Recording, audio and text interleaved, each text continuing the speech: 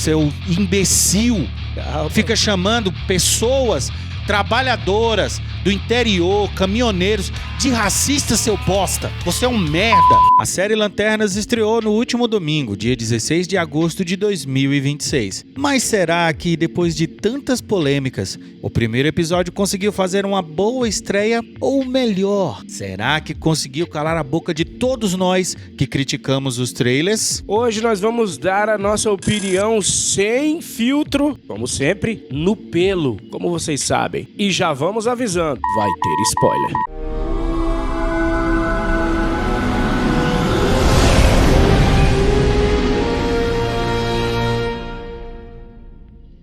O primeiro episódio, meus queridos, se chama apenas Piloto e possui 57 minutos de duração, contando os créditos e alguns extras, claro. E vamos começar justamente pela maior polêmica do episódio, a morte de Hal Jordan. Meus queridos, o bicho pegou. Sim, para você que é fã do personagem, isso é realmente um soco no estômago.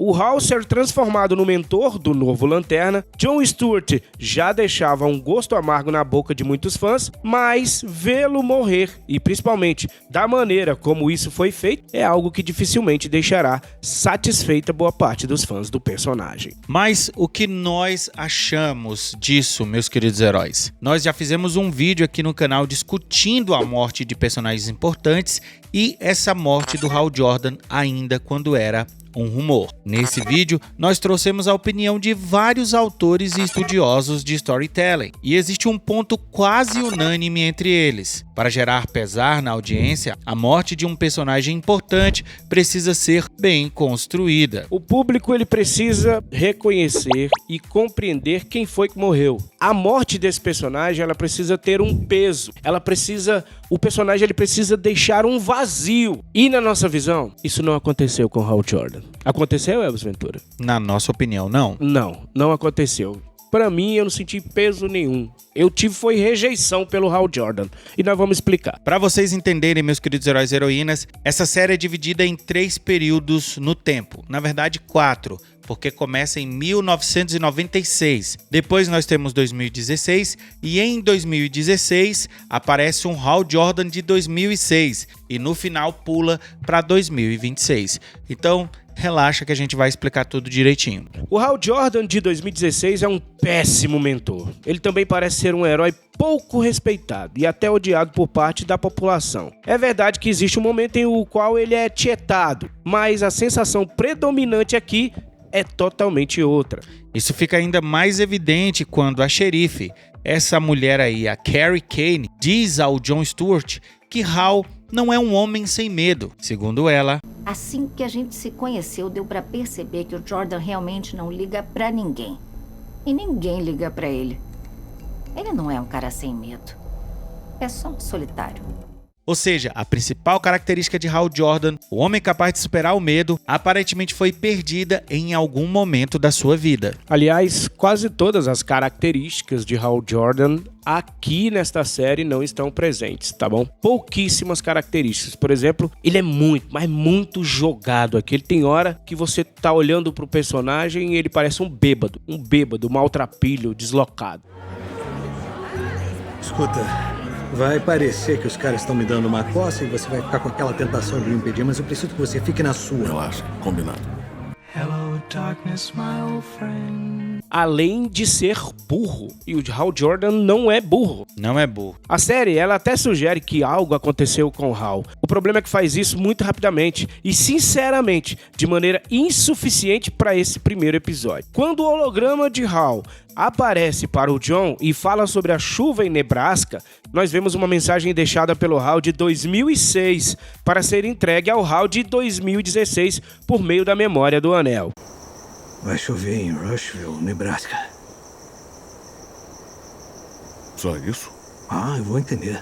E aqui nós temos uma ideia muito parecida com a de MIB Homens de Preto, MIB 3. No futuro, o agente K é mal-humorado, fechado e um mentor ainda mais casca-grossa. Mas, quando conhecemos sua versão mais jovem, descobrimos um homem completamente diferente. Isso acontece porque, naquele momento, o evento que transformaria sua personalidade definitivamente ainda não havia ocorrido. E o que me parece é que Lanternas está realmente fazendo algo parecido com MIB Homens de Preto mesmo. Tom King, Damon Lindelof e Chris Mundy claramente querem chocar o público e, ao longo da temporada, mostrar o que aconteceu entre 2006 a 2016, até finalmente culminar na morte de Hal em 2026. Essa estrutura aí de 30 anos, praticamente, pode funcionar pro mistério, mas existe um problema aí. Para boa parte dos fãs, Hal Jordan é o maior Lanterna Verde de todos os tempos. Então, apresentá-lo pela primeira vez nesse universo como um veterano amargo,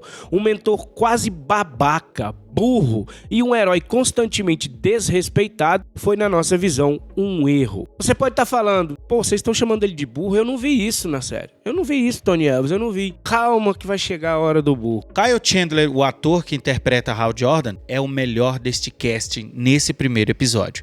Sua atuação consegue dar profundidade ao personagem e indicar que existe mesmo muito mais escondido por trás daquele comportamento que nós vemos nesse episódio. Mas isso não muda o desconforto, pelo menos no nosso sentimento. O cara é bom ator, mas isso não salvou o episódio. Até salvou. Salvou pra passar de ano. Mas o episódio poderia ser muito melhor se algumas coisas fossem feitas de maneira diferente pro nosso gosto. Daqui a pouquinho a nossa nota. Ver o Hal Jordan apresentado dessa maneira, meus queridos heróis, e descobrir que seu destino é morrer abandonado no gelo, foi muito desagradável, para dizer o mínimo. E não porque Hal Jordan não possa morrer, não porque Hal Jordan não tem defeitos, mas porque, antes de pedir que o público lamente sua morte, a série precisava nos permitir conhecer o herói que estava sendo perdido. Sabe quando você é novinho e quer se mostrar pros outros, aí põe uma gravata pra te levarem mais a sério? Só que aí você fica mais velho, mais sábio, e aí percebe que gravata é um pé no saco. Agora vamos falar do negão, o Jon Stewart, que é o principal personagem dessa série. Eu tenho certeza que o foco vai ser completamente nesse cara e talvez seja o Lanterna Verde principal do DCEU. Sim, ele vai ser o Lanterna Verde da futura Liga da Justiça se o James Gunn continuar na DC. Vamos torcer que não. E não porque não gostamos do Jon Stewart. Sim, eu gosto do Jon Stewart. Eu conheço mais o Jon Stewart do que o Hal Jordan, principalmente por conta da série animada. Mas eu já comecei a ler Lanterna Verde, hein? Vocês, fãs de Lanterna Verde, podem aguardar que eu vou ler o máximo que eu puder de Lanterna Verde antes da série terminar. Nós temos uma versão bastante séria de Jon Stewart aqui. Um homem disciplinado, respeitoso com Hal Jordan e que era fã do Lanterna desde a infância. Jon também foi treinado ou traumatizado pelo próprio pai para não sentir medo. Você tem medo? Não, senhor.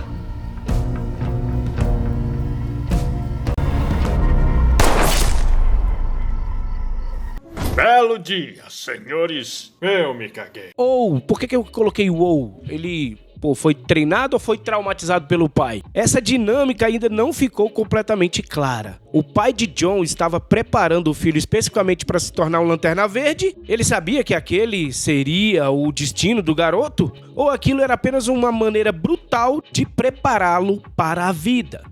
A série deixa essa dúvida principalmente porque, em 2016, depois de quase ser morto por Hal, durante o treinamento, o Jon liga justamente para quem?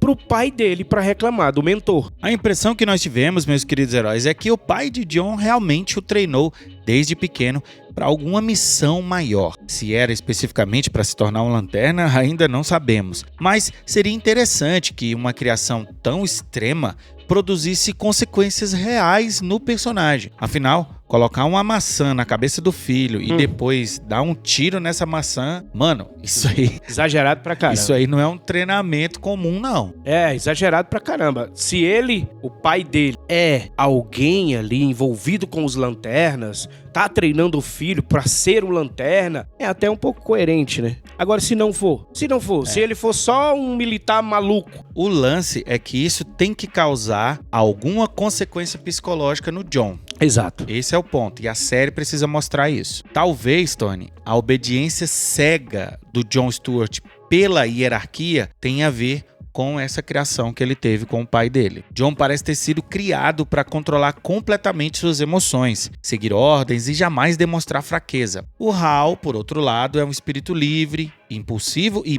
praticamente impossível de controlar. Então, de certa forma, cada um dos personagens possui aquilo que falta um no outro. O Jon, ele precisa aprender a se libertar um pouco. O Hal precisa voltar a compreender que liberdade não significa agir sem responsabilidade.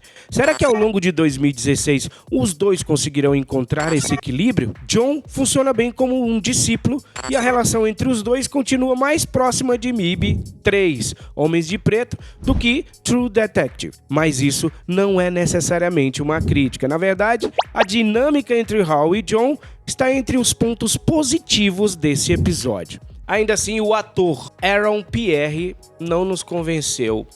Não, esse episódio não ajudou. Não sei se é por causa da decisão criativa do diretor, do roteiro mesmo, mas o ator não está bem. O personagem Jon Stewart parece sempre rígido, reprimido e desconfortável. A dúvida da gente é se isso acontece por uma limitação da atuação de Aaron Pierre ou é uma escolha deliberada para representar um homem que passou a vida inteira aprendendo a controlar tudo o que sente. Se for intencional, pode funcionar muito bem quando Jon começar a questionar sua criação e a autoridade que sempre obedeceu. Mas, neste primeiro episódio, sua interpretação ainda pareceu travada pra gente. Só um comentário rápido. Se ele foi criado realmente pra controlar as suas emoções, por que ele foi lá e pegou aquela mulher? Isso aí, do nada, cara. Mas do nada foi lá e o episódio traz uma cena de sexo. Do nada ele aparece lá pegando a mulher casada, entendeu? Achei totalmente desnecessário. Não sei se vai ter alguma ligação lá na frente. Não, tem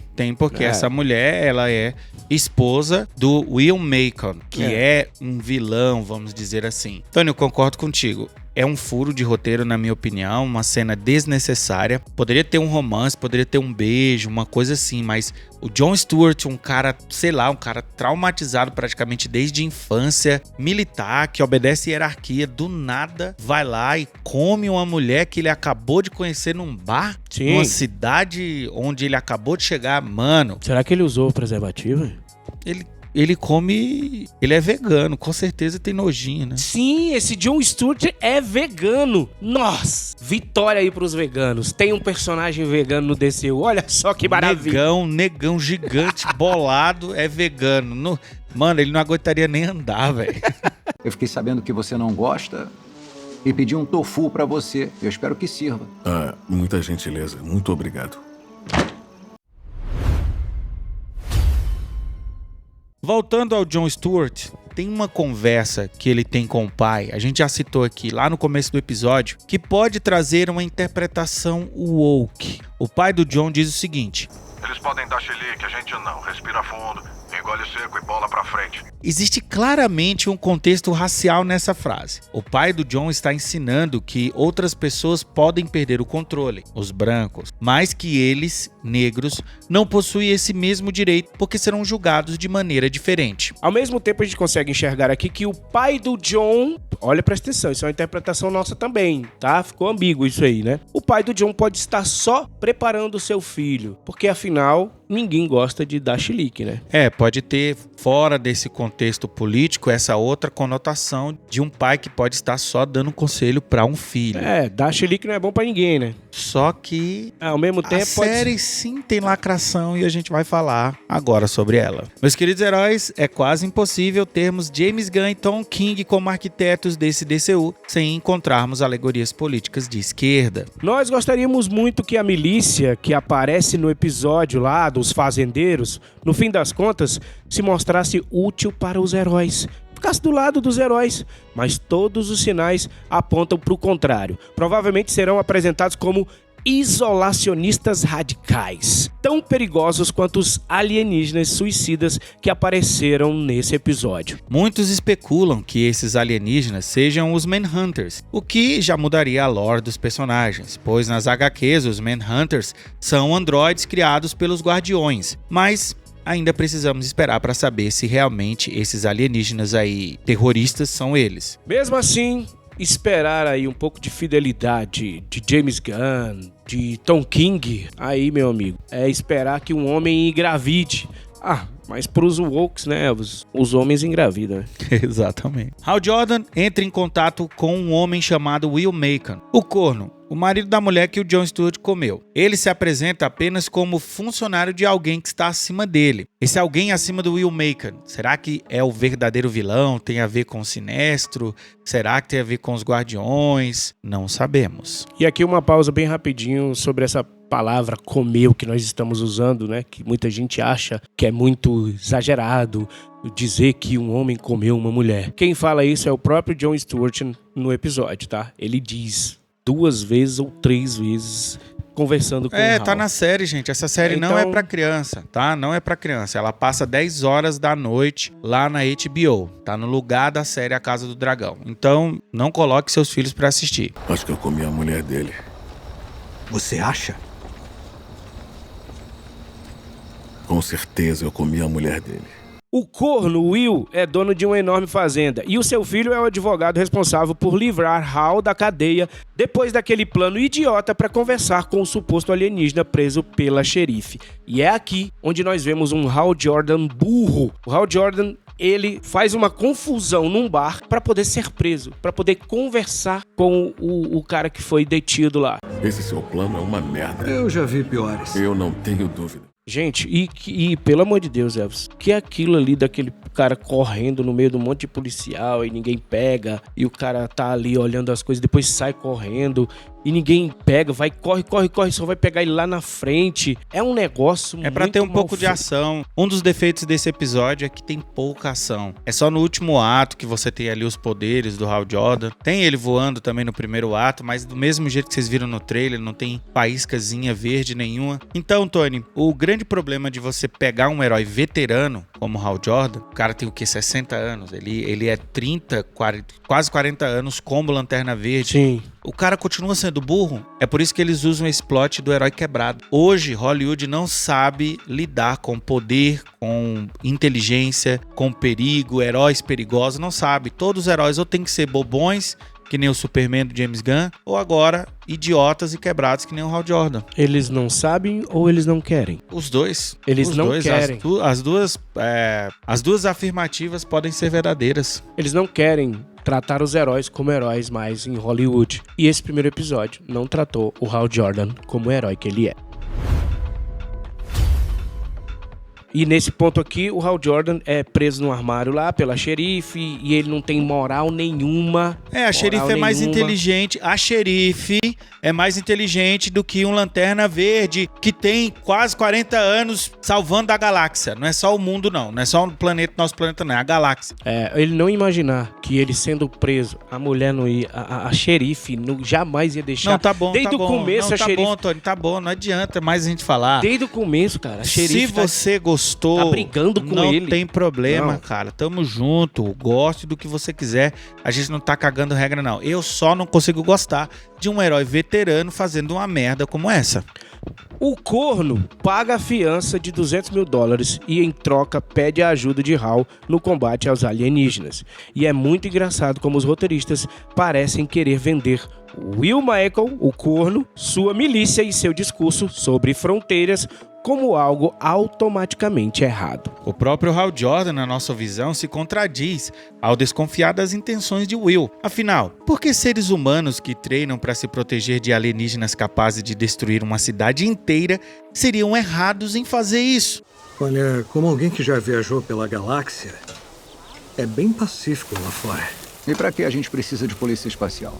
Tá tão engraçado hoje. Eu gostei do corno. O corno se garante. Isso aí é coisa de gente boa que quer proteger a sua casa, o seu, Zé. Tony... Só que o pobre do corno tá querendo proteger a mulher e a sua família e é corno. Tony, o alienígena, Ia explodir tudo, cara. Explodir tudo. O Will Maker tá certo, cara. O problema é que a série talvez vai usar a possível maldade de Will pra dizer que defender fronteiras, preparar a população e desconfiar de invasores alienígenas são posições automaticamente racistas ou xenófobas. Sabemos que a série pode transformar o corno Will e sua milícia em fanáticos xenófobos e racistas. Se isso se confirmar, será uma das lacrações mais idiotas que poderiam colocar nessa história. E sabe por que é idiota? Porque o Hal consegue interrogar o alienígena preso lá no começo do primeiro episódio, e durante o interrogatório, o alienígena explode tudo.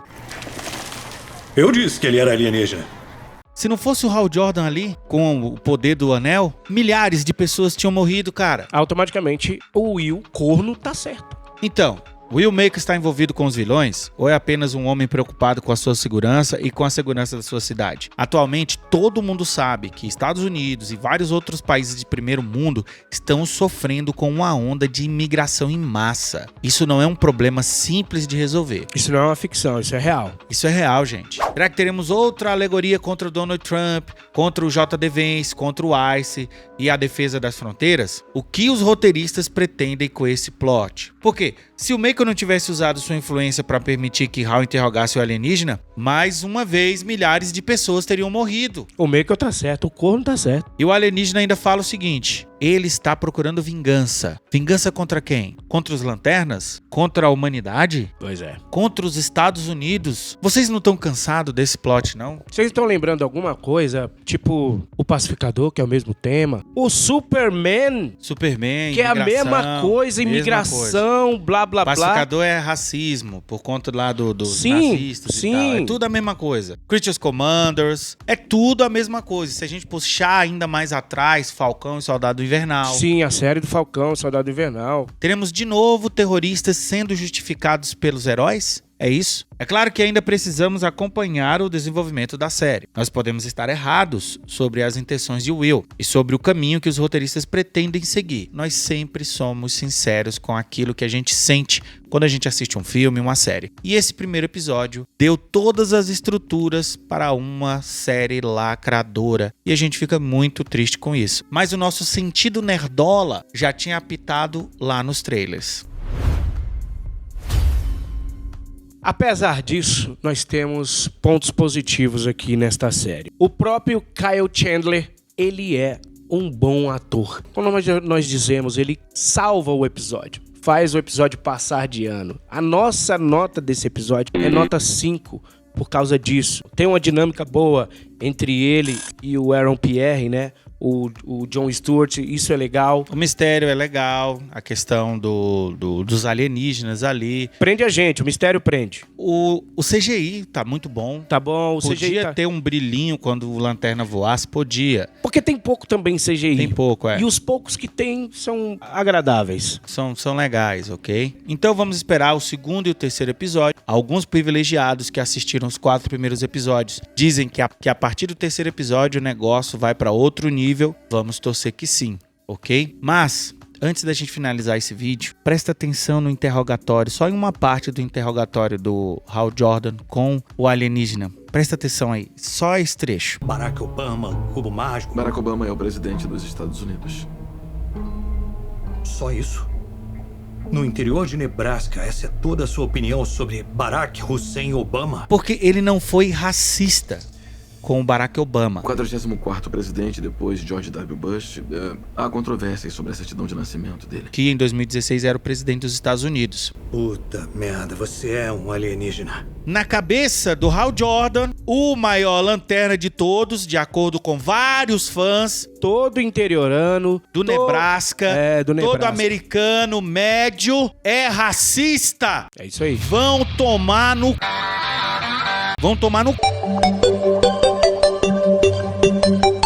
Entendeu? Vocês fazem essa bosta e querem que a gente fique de boa, entendeu? A gente faz análise, a gente fala o que a gente pensa, mas isso aqui é inegociável. Seus bandos de filhos da... E aí, galerinha, agora eu vou comer essas 3 coxinhas, porque eu sou desses. Seu imbecil.